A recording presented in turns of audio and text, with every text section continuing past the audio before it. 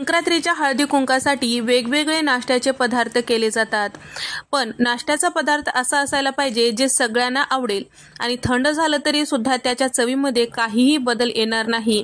थंड असो गरम असो सगळ्यांना आवडणारा पदार्थ तो म्हणजे कोथिंबीर वडी। करायला साधी सोपी आहे आणि घाई गडबडीत सुद्धा हे न बिघडणारा असा पदार्थ आहे।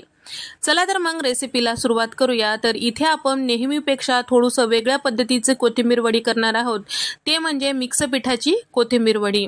तर कोथिंबीर वडीसाठी कोथिंबीर जेव्हा घेतो त्यावेळेस छान झुपाळ असलेली कोथिंबीर घ्यायची आणि त्यासोबत थोडीशा कवळ्या देठासहित आपल्याला हे कोथिंबीर निवडून घ्यायचे आहे, म्हणजे कोथिंबीरीचा स्वाद सुद्धा छान येतो आणि प्रमाणापेक्षा जास्तीची कोथिंबीर आपल्या जवळ असते। तर या ठिकाणी 2 मध्यम आकाराच्या जुड्या मी स्वच्छ निवडून घेतलेल्या आहे। आता याला धुवून जेवढं जमेल तेवढं बारीक असं चिरून घ्यायचं, कारण आपण यामध्ये कवळ्या देठासहित घेतलेल्या आहेत। तर आता यामध्ये टाकण्यासाठी इथे मी 2 इंचाचं आलं, 15 ते 20 लसणाच्या पाकळ्या, 1 चमचा जिरं घेतलेला आहे, 15 ते 20 हिरवी मिरची घेतलेली आहेत। आता पाणी न टाकता याचा ठेचा तयार करून घ्यायचा आहे। तर इथे मी बारीक चिरून घेतलेली कोथिंबीर एका टोपल्यामध्ये घेतलेला आहे, अर्धा कप इतकं ज्वारीचं पीठ घेतलेलं आहे आणि अर्धा कप कॉर्नफ्लॉर, अर्धा कप तांदळाचं पीठ आणि 1 कप इतकं बेसन पीठ घेतलेलं आहे। संपूर्णपणे तुम्ही बेसन पीठ सुद्धा घेऊ शकता, पण या पद्धतीने मिक्स पिठाची एकदा कोथिंबीर वडी ट्राय करून पहा।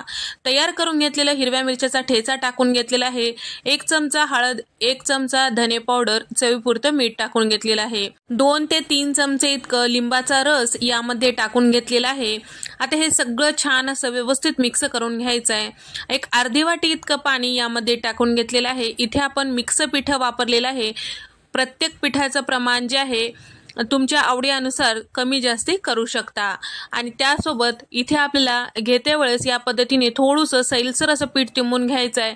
त्यानंतर यामध्ये टाकत आहे 1 अर्धा कप इतकं तीळ, त्यामधलेच थोडेसे तीळ मी ठेवलेले आहेत आणि 1 चमचाभर इतकं ओवा हातावर चुरून टाकत आहे। तर या ठिकाणी हे सगळं छान व्यवस्थित मिक्स करायचं आहे, कारण यामध्ये आपण सगळे पीठ मिक्स केल्यामुळे थोडंसं सैलसर असं ठेवायचं हे पीठ। जर जास्तीचं घट्ट ठेवताल तर जेव्हा आपण वड्या कट करतो त्यावेळेस त्याची चुरी होते।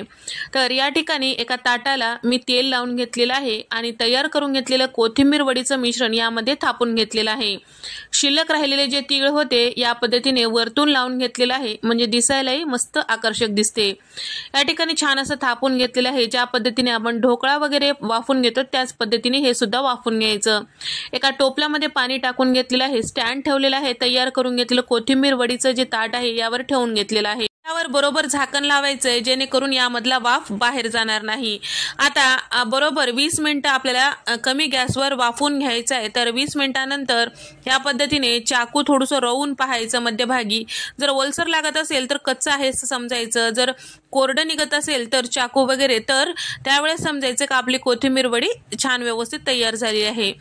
तर थंड करायला बाजूला ठेवायचं, थोडंसं कोमट गरम असते वेळेस या पद्धतीने वड्या पाडून घ्यायचं। तुम्हाला कितपत मोठ्या छोट्या तयार करायचं आहे त्या पद्धतीने तुम्ही कट करून घेऊ शकता।